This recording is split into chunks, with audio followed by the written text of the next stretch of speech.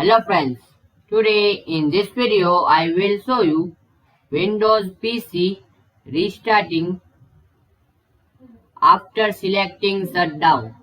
So how to fix this problem? So follow my some easy and quick steps. Now firstly you need to search settings and open settings. Now need to scroll down and click on about.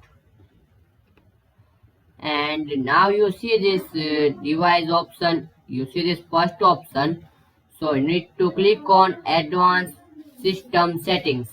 So simply click on it, and now you see this small screen will be open. So you see this startup and recovery, you see this option, so you need to click on settings. Now you need to click on this, uncheck this box, automatically restart. So if this box is blue, so uncheck this box and click on OK. Now close it.